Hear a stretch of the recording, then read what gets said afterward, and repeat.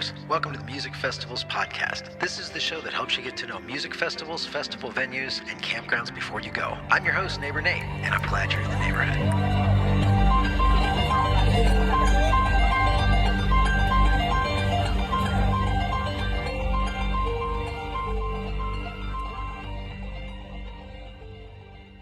Hey, yo, neighbors. Welcome back to another week of the Music Festivals podcast. This is episode 31, and I am still your host, Neighbor Nate.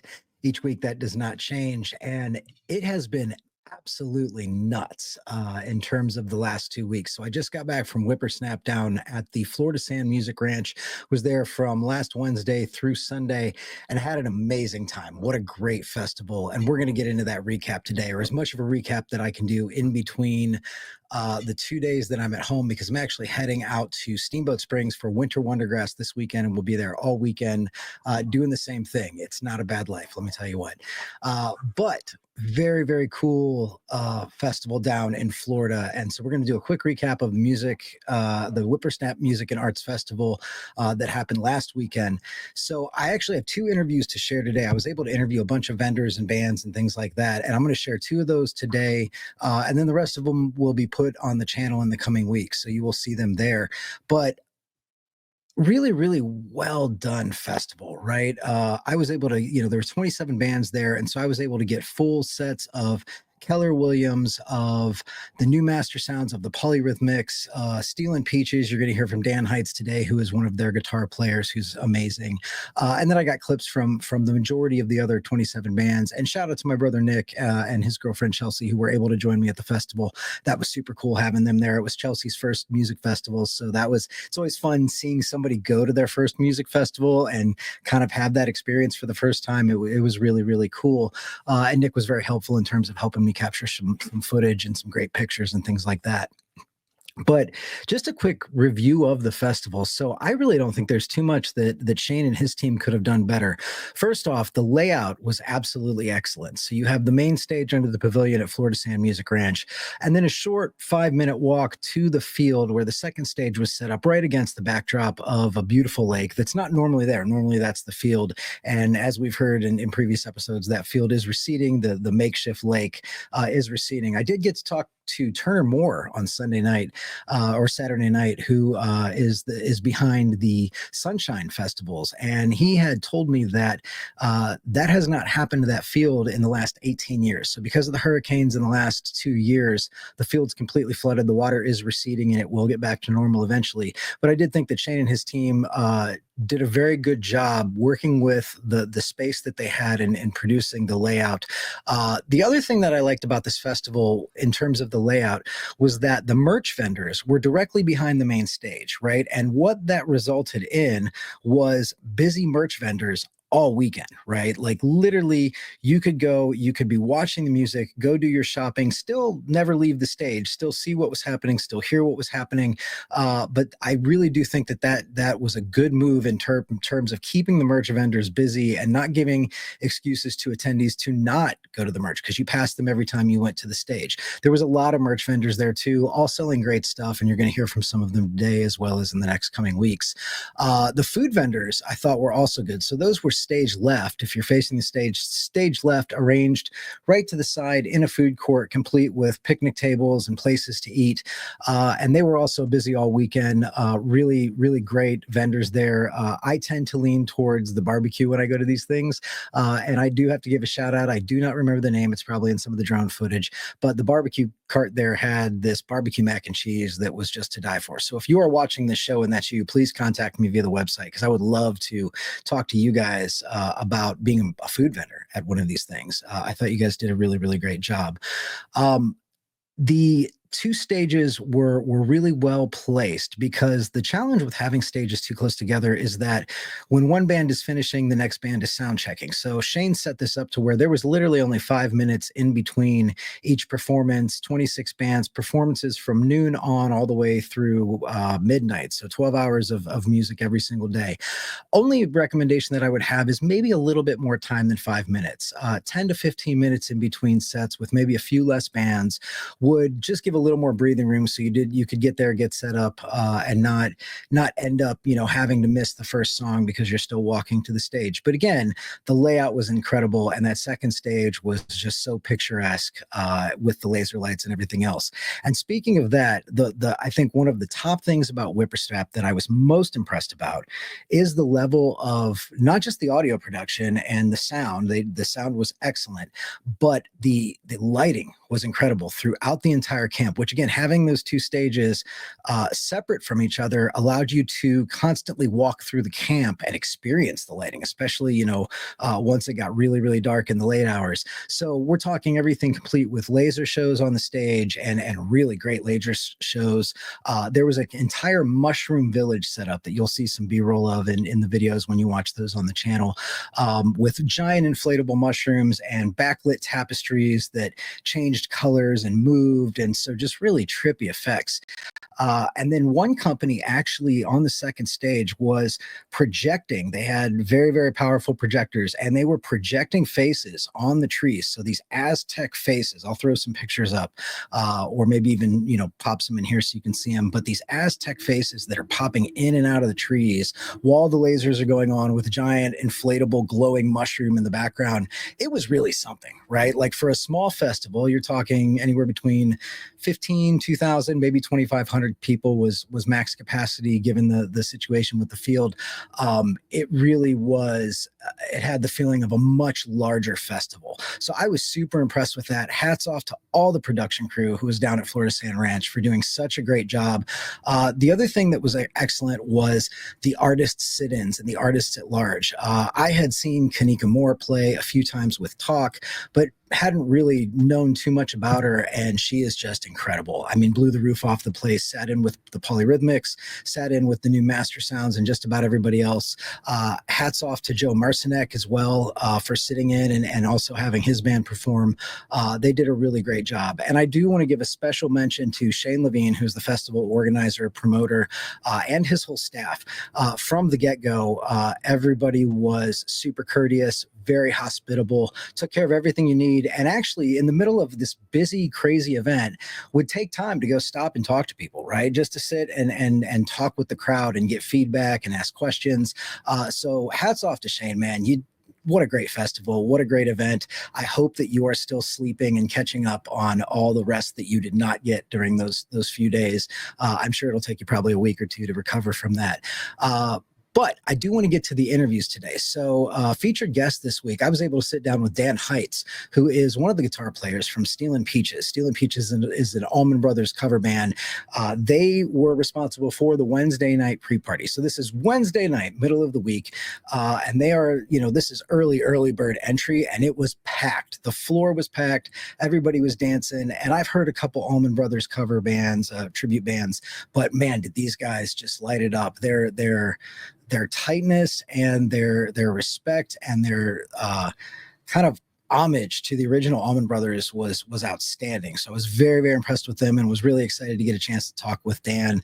And then also I have an interview with Sierra Orana McRae, who runs the Healing Arts Sanctuary. So her job is to go behind stage and for the staff and bands and performers and managers, all the people that are on airplanes and staying in hotels and lifting heavy things, she provides massage therapy and healing arts. And it was a really interesting conversation because outside of what she does as a business, she's also a 25-year festival veteran and started volunteering at festivals when she was very, very young and has really seen a lot and has this incredible bead on what the Florida music festival scene is, was, and will be in the next few years. So I'm very excited to get to those. And before we do, I want to give some shout outs to the folks that I interviewed that I haven't been able to have time to cut those interviews and put them in an episode yet. But Rambling Man, and I never got his actual real name, but Rambling Man was one of the vendors there. And he's also been vending for 10 plus years at various different festivals and following tours around like Billy Strings and a few others. So it was amazing to talk to him and hear the vendor perspective and not just from the paid vendor perspective in a booth, but also the shakedown vendors, which was really started by the Grateful Dead, where you just showed up in the parking lot with your wares and your pins and you hoped you didn't get kicked out, but that was how you did your business. really interesting. And I do want to give a shout out to Peter Parker, the artist Spider-Man. So of all things, down in Florida, I run into Peter Parker, who looks at me and sees that I have a hookah shirt on, and immediately looks at me and goes, hookah. And right away, there's an instant connection there, right? So I bought this from Peter. This is a Steve Sweeney pin. Hopefully you can see this. All the hookah heads are going to go nuts at this. But then, moreover, if anybody from Ohio remembers this little place, Frontier Ranch, I don't know if I can get it to focus on it. There we go. Frontier Ranch is no longer in existence, but I thought this pin was amazing. It was a pin in homage, rest in peace, the ranch, right? And so this was a iconic venue in Ohio that was shut down a number of years ago. There's actually a YouTube video that you can get on, and if you look up Frontier Ranch, there's a gentleman who did a flyover to show the ranch in ruins. Basically, the pavilion is fallen down and the stage is decrepit. Somebody sold the property years back, and they were supposedly going to build condos on it. I'm not sure if that has actually happened or not, but I was super excited to meet both Rambling Man and Peter Parker and kind of get the vendor perspective as well. So stay tuned for those interviews coming up. But let's go ahead and get right into it with our first interview with Dan Heitz from Steelin Peaches. This is Neighbor Nate. We are at the Whippersnap Music and Arts Festival in Brooksville, Florida at the Florida Sand Ranch. And I'm here with Dan Heitz from Steelin Peaches, who played a mean-ass guitar last night.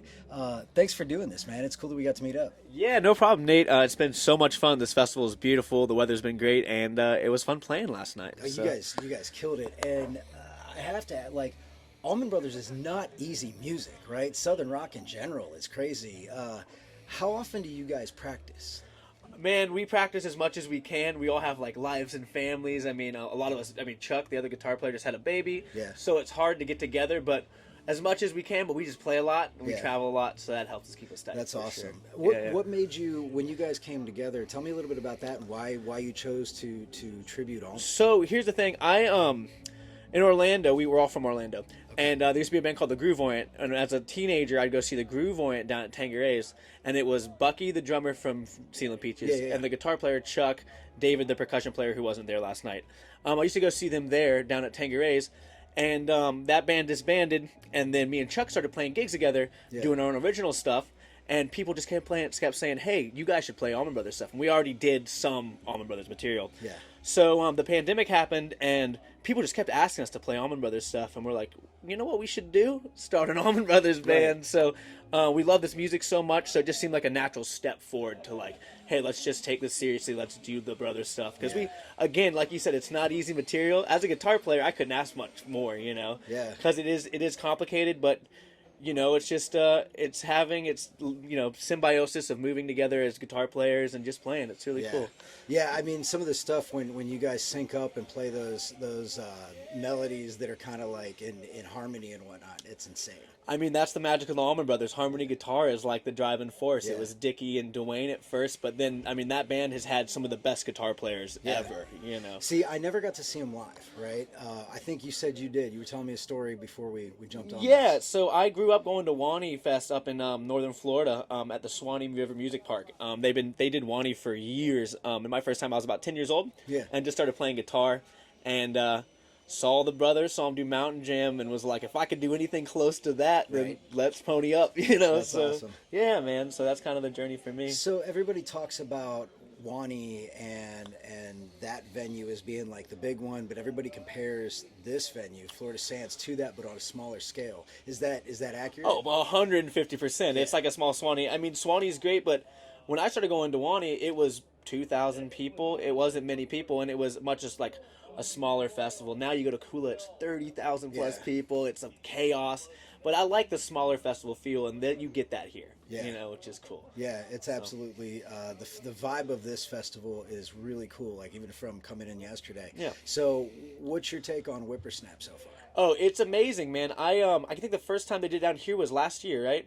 Yeah, I think so. And it was, I heard about it, didn't get to come, and was so excited when we got asked, and I've been so impressed. Shane has been awesome. He actually came up.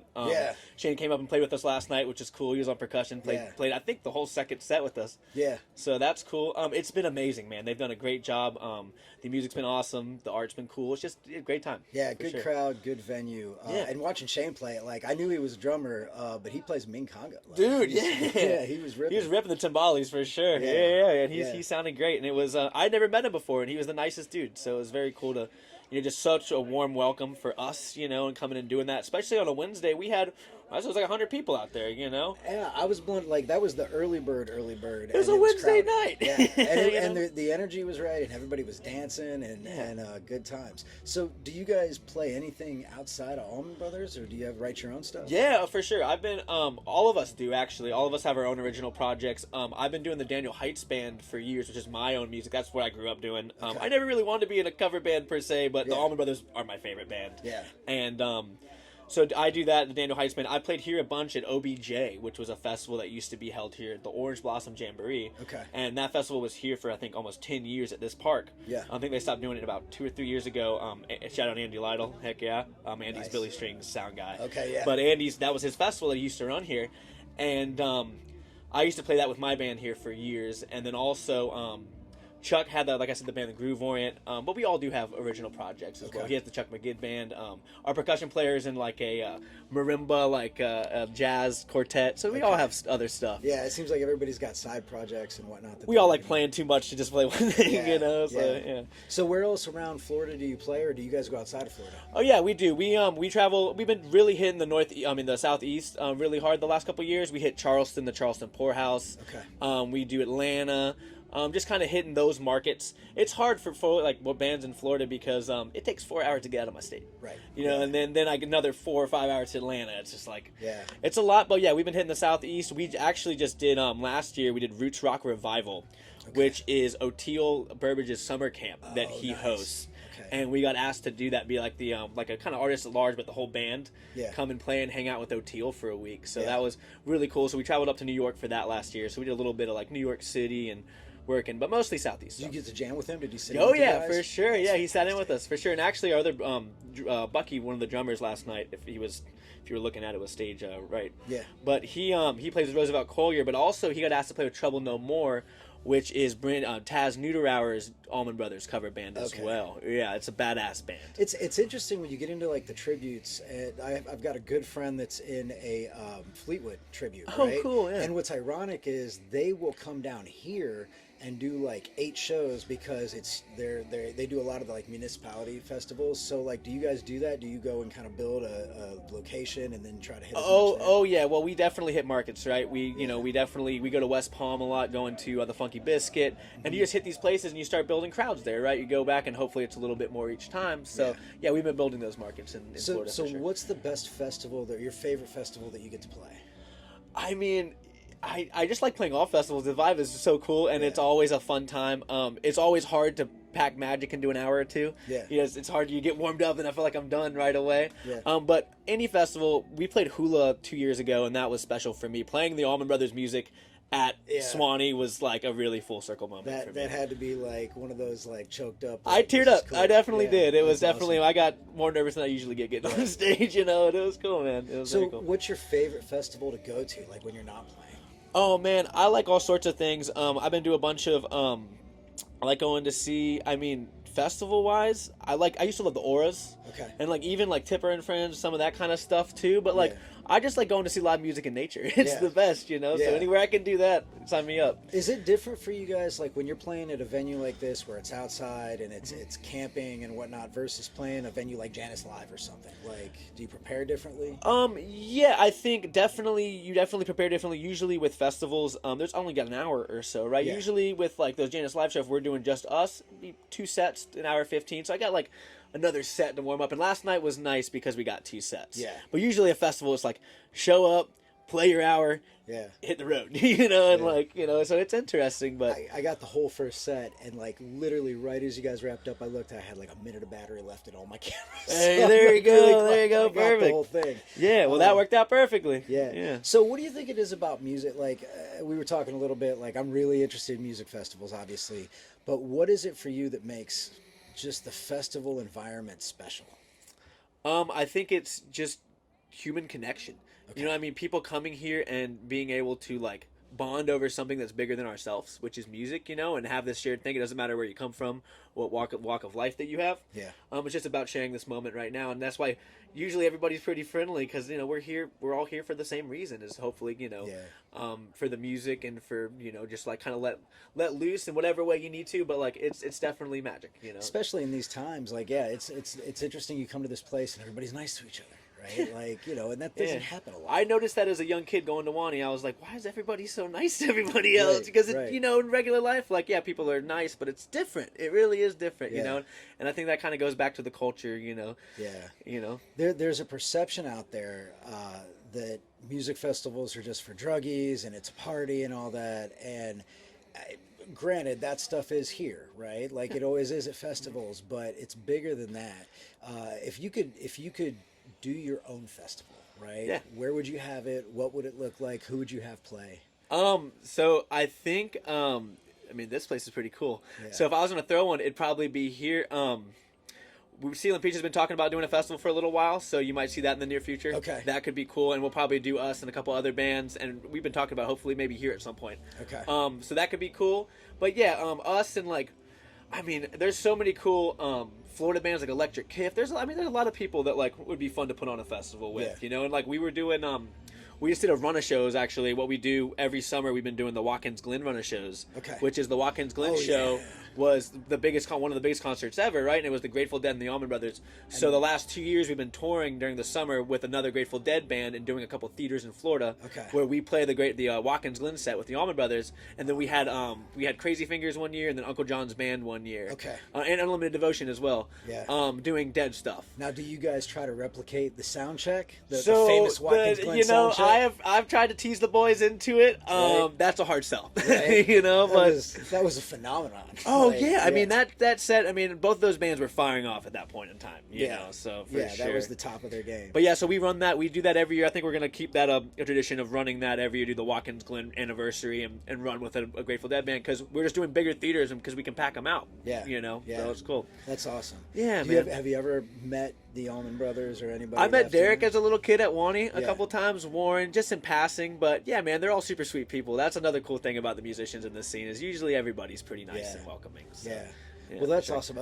Last question, man. So the name Steelin Peaches, right? How did you guys come up with that? like Allman Brothers is a kind of a big deal. So where'd that come from? Well, you know where the peach thing comes from, right? That was Eat a Peach, the album. Do you know why it was named Eat a Peach? I don't. Okay, so Dwayne Allman, one fateful day, took a ride on his motorcycle in Macon, Georgia, and got hit by a peach truck and died. And he was halfway through recording that album. They only had a couple tracks left, and so when he got hit by that peach truck, his brother was like, well, they finished up the album. They said, well, what do we name this? And he goes, Eat a Peach. For Pete, because it's for his brother, and that's why the first song on that album is Ain't Wasting Time No More. And actually, Dwayne doesn't play slide on that album. That's Dickie, because Dwayne had gotten hit by that peach truck. And so that's why Peaches and the Allman Brothers always go together. And Steel, we play Steel Slides. Yeah. So it's like Steel Slides and Peaches. That's awesome. So, yeah. Well, man, I appreciate you talking to me. And again, fantastic set last night. Thanks so much. That's hard music to play, and you guys nailed it. Thank you so much, man. It was a blast. Thanks for having me. Appreciate cheers, it, man. Yeah, cheers. Yeah. Heck yeah. Thank you, guys. Appreciate it. We'll be back. I really enjoyed meeting Dan. He's a super cool guy. And Steelin Peaches was incredible. So if you get a chance to see them, definitely check them out. If you're local in Florida, I know they play a lot down there. They do travel around. And there is rumor that, and nothing is official yet, but I, for one, will tell you that if they do a festival, if Steelin Peaches host a festival, I will be there for that one because they are good enough to go and just see them by themselves. But after meeting these guys, I really think that they have a good beat on what makes music festivals work. And it's always nice when they can also jam like hell. So that was a great interview. Next up, we have Sierra. So again, Healing Arts Sanctuary is her business, and she has such a unique job because she is responsible for taking care of the artists and the staff, and she spends a lot of time backstage. I happen to camp next to her, and so I was going to fly my drone and get some footage there, and saw her and started talking to her. And the next thing you know, we're doing an interview. It was honestly one of the most interesting interviews I've done on this show so far, just to tap her knowledge with what has happened in the Florida music scene and all the different venues and the history and the families behind it. So pay attention to this one because it's a really cool interview. Hey, yo, this is Neighbor Nate, and we're at the Whippersnap Music and Arts Festival, and I'm here with Sierra. Sierra, thanks for doing this. You're welcome. You have a very special job at the festival. You are hospitality massage. Look at me fucking up the camera. Okay. You're a hospitality massage for the staff, the artists. Tell me about that. So about 15 years ago, I started my company. I've been a massage therapist for 18 years, and I've been working music festivals for about 25. I started working festivals at the Spirit of the Swanee Music Park in Live Oak, Florida in the year 2000. Okay. And I just started out as a volunteer, and I did such a good job as a volunteer. I kept working my way up the ladder, if you will. Yeah. And then I started doing backstage hospitality. And after that, I just fell in love with being of service to the people who put the music festival on, the staff, the artists, all the people behind the scenes that don't actually get to be seen on stage, the people that are doing all the work to make this possible. Yeah. So about 15 years ago, I started my company. It's called the Healing Arts Sanctuary, and I offer massage therapy, chiropractic, and all of your needs for people who are traveling year-round. They're on the road, they're lifting heavy gear, they're staying in tour buses, they're in and out of planes, trains, automobiles, and hotels, and they work really hard to make this possible, so I want to work really hard to make them feel better. Yeah, that's awesome. So I have to imagine you've met some really cool people. Who are people that you've bumped into just doing this backstage and whatnot? That's kind of the coolest part of this job is getting to kind of meet some of your favorite musicians and artists and just people I've admired and looked up to over the years. I've had the opportunity to meet and work with Willie Nelson, nice, Warren Haynes, most of the Allman Brothers because of Spirit of the Swanee Music Park. Yeah. And the Wani Music Festival was put on by the Allman Brothers. Yeah. So I got a chance to work with them for years, and they're my, I grew up listening to Southern rock, and getting to meet and take care of some of my favorite people is such an honor. Warren Haynes puts on an amazing charity event every year in Asheville, North Carolina. It's called the Christmas Jam. We've done over 30 Christmas Jams now. Wow. So we all go up there, and I get to take care of all the staff and artists at Christmas Jam. So it's truly an honor and a blessing for me because I get to get paid to do what I love and to treat the musicians and staff to be able to do their job better. And that's my motto is the Healing Arts Sanctuary is for everyone to be able to feel better inside themselves so that they can do their jobs better, and then everybody gets to benefit from the crowd. Right. Yeah. Well, and if they're especially too, I don't think people realize how much work goes into this. You got two stages. As soon as one stage is done, they're tearing it down, setting up the next band. Guys are rolling in organs, B3s and whatnot on, that's heavy lifting, and they're doing it. They're hustling.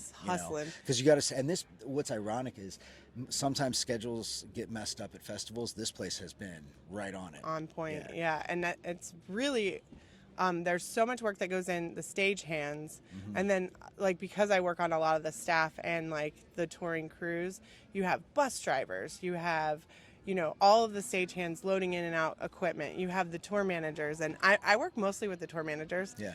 A lot of times they'll just come over and they'll schedule their entire band, their entire staff, everybody who works for them, and they'll just get all in and out because that's their job. Yeah. And then I'm like, okay, but you're the tour manager. Now it's your time.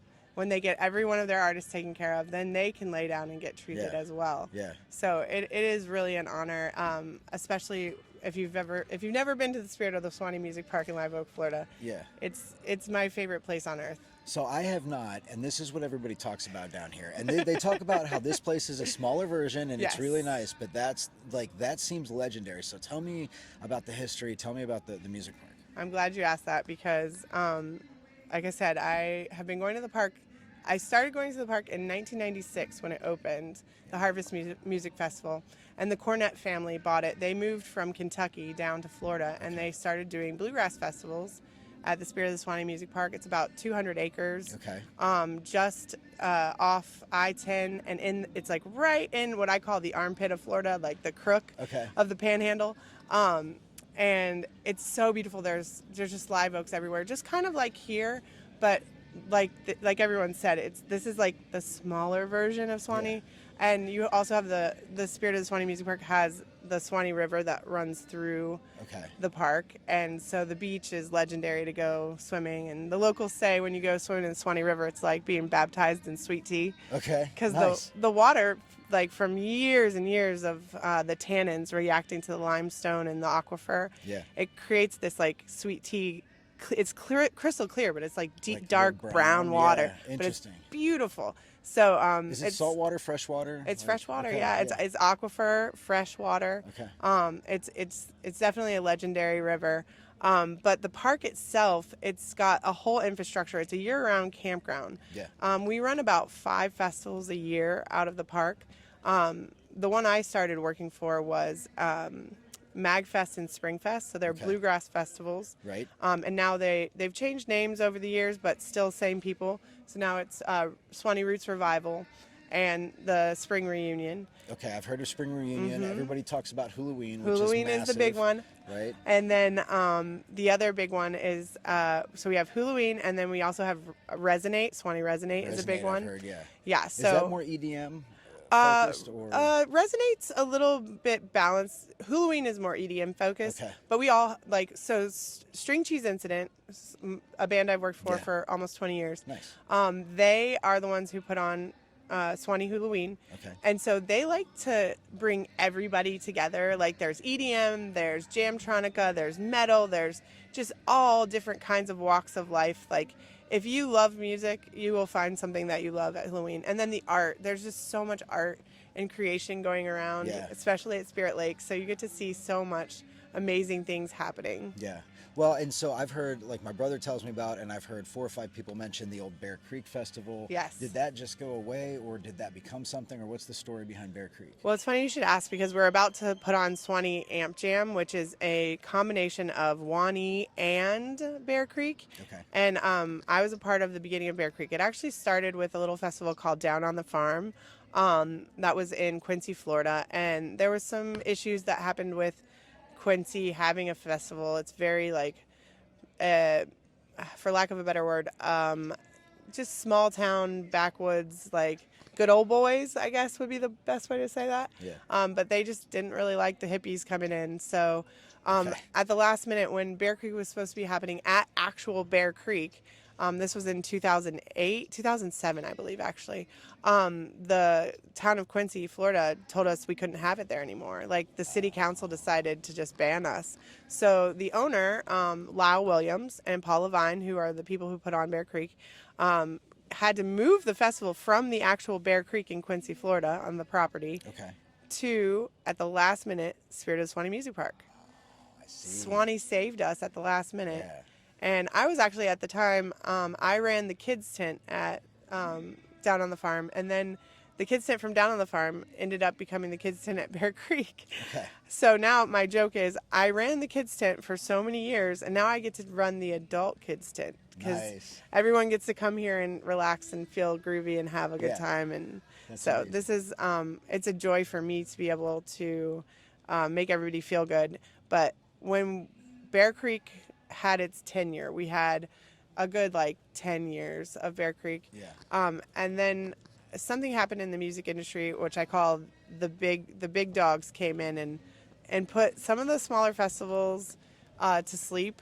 So unfortunately, as much as I love Halloween is a part of the reason Bear Creek doesn't happen anymore. Well, and you've seen that too. So even I'm from Ohio, Legend Valley has Lost Lands, right? Same thing. Lost Lands comes in, and that's 50,000 plus. Precisely. And there's still other festivals there, but it pales in comparison to when the money. And it seems like a lot of that's driven by EDM. So you're still seeing the jam scene, but it's a much older scene now. Right? And we're all getting old. Exactly. That's the part that makes me a little sad, is I never thought I would ever be the one to be the music these kids are listening to these days. And then EDM came in. My joke is EDM killed the jam band star. Because that's awesome. It was hard to watch, you know, I grew up, I'm 42 years old. I'm about to be 43. So I've been working festivals for 25 years, and it's hard to see the EDM take over. Now, we had a huge takeover of Halloween, where it was just like so EDM heavy that like I was uncomfortable at Swanee, which I've never felt that way. But we started selling out. It was 20,000 Why cap. was that? What made you uncomfortable? Just the size? So many. It was just so many people. Like I'm so used to the smaller festivals, especially at Swanee. Like it's just so much more intimate when there's less people. Yeah. And you don't feel like, you know, you're boxed out. Right. So I got to a point at Halloween where I didn't leave the backstage. Like I just wanted to be backstage in my little safe haven that I create. Yeah. And so it's gotten a little bit better because we've balanced it back out. It's more like even EDM and jamtronica and jam and a little bit of everything, a little bit of bluegrass, a little bit of rock, a little bit of soul. Yeah. So like I said, it kind of caters to like all the different kinds of genres of music and the different age range too. Because like for me at Swanee specifically, our smaller festivals, you have people from babies to like, you know, in their 80s. Yeah. So there's every age range, and Yeah. it's a very family festival. Like where I would feel safe if I had kids, I would feel completely safe bringing them to Swanee. Now Halloween, I would not ever bring a child to Halloween, but not to say that you can't. There are people that do. Yeah. I personally wouldn't recommend it. There's just so many people. Yeah. And it's just really easy to get lost out there. And like, it's one of the things that happens at Swanee is people get lost all the time. Yeah. So I always say everything goes in a circle, and it's just one giant circle. You just keep going around and you'll eventually get there. Yeah, when Tent City sets up, especially in the tent-heavy festivals, it Yeah. is so easy. I did that at Bonnaroo once where we got turned around and thought we were home and got home at 5 in the morning because we couldn't figure out where we were. Bonnaroo is a really easy one to get lost at. So you are clearly a festival lifer, right? Like just talking to you, you've worked it, you've seen all sides of it, you've been backstage. What is it? Why music festivals? There's something that happens at music festivals that you can't really put into words. It's just this magic between the bands. Like when they're playing on stage, you can see this energy exchange of the musicians, and so the art between the crowd, I have chills just talking about the art between the crowd and the musicians, and there's just this energy exchange, because if the crowd's not feeling it, then the musicians aren't feeling it. So, you know, just like last night, I just got up there was not a lot of people at the last show last night, and then all of a sudden more people kept coming and coming and coming, and they just kept building and building, and you could feel the musicians when they started out real slow, and then as the crowd built in, and then, you know, you just get this crescendo, and then the whole crowd is going off, and you know, it's just giving me goosebumps. yeah, exactly. Yeah, it's so magical. And then you have someone like Kanika Moore who just gets on stage like an angel and just like blows everyone out of the water, and you're just like, oh my God, this is what life is all about. It was awesome. So you like literally people got up on their chairs, and by the end of that finale, everybody was jumping up moving. and down. You can't not move. You get the booty shaking. That's what it's all about. Music is, if you get the booties moving, you know you're doing a good job. You know you're taking it home, and then people just feel so good. It raises the vibrations. It lifts everyone's spirits. And like now more than ever, I feel like our world is so stuck in technology and in this like mindset of just like control.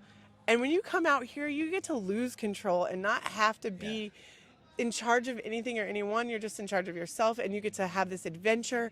And every time you go to a festival, you can have a new adventure, make a new friend, have a new experience. Like, it's part of the reason I love doing massage therapy at festivals, because sometimes people come in like they're hurting, they're in pain, and then when they get off my table, they're not in pain anymore, and they get to enjoy the rest of the day. So I that's mean, for a lot of people, this is a church, right? Like, exactly. This is how we come to church. This is awesome. Tell me about your business again. I just want to make sure we get the website and stuff. Yeah, thank you.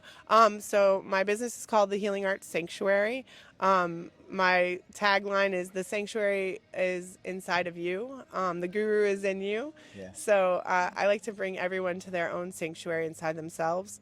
And if I can give every single person a chance to feel good while they're experiencing this beautiful place that we get to experience, it's really amazing for me. So I mostly just work on staff and artists at festivals. So the general admission doesn't get to see me as much. I like to stay in the background, but I do at Halloween and other bigger festivals. I hire people to work. Different, like at Halloween, I have 50 massage therapists and chiropractors that work for me crazy. in 5 different locations at the park. So we have a GA plus setup installation, we have a VIP installation, we have the general pop installation, and then I have my installations backstage. And you're just running around with radios. Yep, And I'm just in charge. So these are fun for me because I don't get to do massages at the big festivals. I'm the head of the healing arts department, which I love. I invented my own department to be the head of.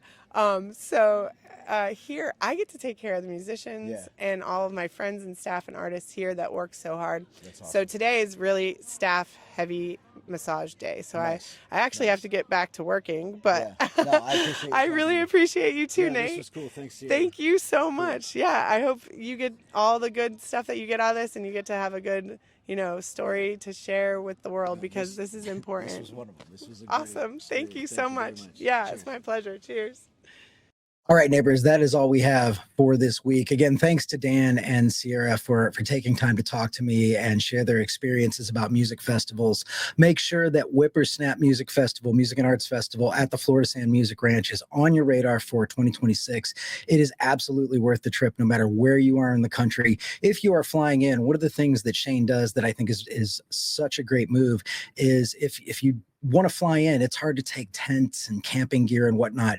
Shane actually has packages where he works with local RV dealers to pull RVs on site, set them up, prep them up, stock them with food, and sell those packages to you. So all you have to do is get on a plane and go down to Florida in February when the weather's beautiful and it's not too hot, and get that first festival of the year in at Whippersnap, because it was a damn good time. In other news, if you follow the show each week, you know that we have drawings for festival passes that are made possible by our partners who are promoters like Shane and other events.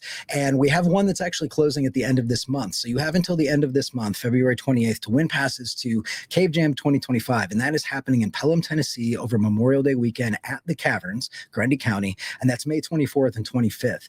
To have a chance to enter to win those tickets and all the tickets that we do, you need to go to musicfestivalspodcast.com and join the neighborhood email newsletter with your email address. I promise not to spam you. You'll get about 1 email per week that's going to have the show. It's going to have some contests you can enter, and we have tickets as well as Cave Jam that's coming up on Memorial Day. We have tickets for the Sunshine Get Down, and that's also at the Florida Sand Music Ranch. We have tickets for Incarceration Music and Tattoo Festival that's happening at the Mansfield State Penitentiary in Ohio, and that's July 18th through the 20th. And we actually are in talks with some very large festivals. I don't want to disclose this yet, but we will have some contests coming up for festivals that I think you're going to be really excited about, because I sure as hell am. These are some of the bucket list ones that I absolutely love and have gone to and whatnot. So our neighborhood email subscribers get chances to win those tickets. They also get access to some great discounts from a growing list of brand partners that we're working with. And those include Outdoorsy.com, Inikim Scooters, Melted Mind Designs. Everybody liked my tie-dye. So hats off to Melted Mind, because I think they do the best tie-dyes out there. And that's what I was wearing when I did the interviews and things like that. Opus Clip is on the list. I just brought on Southwest Airlines for some airline tickets for people that want to travel to festivals. And there's many, many more coming down the pike. So make sure that you go to musicfestivalspodcast.com, sign up with your email address, answer a few questions. One being, what is your favorite music festival? I'm always curious to find out what people are into. And you will have a chance to get those discounts and also win those tickets. But thanks again for tuning in.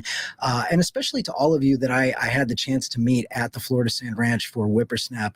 I really do. I think it was so cool that so many of you came up and talked to me. I actually had kids come up to me and go, "Are you neighbor Nate?" Like, I'm flying the drone, and these 2 little kids come up to me and go, "Are you neighbor Nate?" And I go, "Yeah." And they're like, "We watch your show." And apparently dad watches the show too, because then dad came up and talked to me. So I was able to give out poker chips. If you got one of those, hopefully I'll be able to see you again, give you another one at another festival. But I really do appreciate the feedback, and I really do appreciate the fact that people tune in, because you can look at the analytics all day and you can see that there's subscribers and stuff. But to know that people are actually watching and paying attention means a lot to me. So thank you to all of you and all the rest of you who tune in each week. If that is you, please take a moment and rate the show wherever you get it. Those ratings help me get the show out there to more people. And again, leave comments. I appreciate the feedback. You can always reply to the newsletter when you get them. And if you want to give me direct feedback or if you have suggestions, and if you are a festival promoter or a band and you'd like to have coverage at your festival, go ahead over to musicfestivalspodcast.com, look for the contact page, and you can submit inquiries there. But again, that's all I got for this week. As always, I am your host, Neighbor Nate, and I hope to be your neighbor at a festival soon. Maybe it'll be at Steamboat Springs for Winter Wondergrass this weekend. Cheers.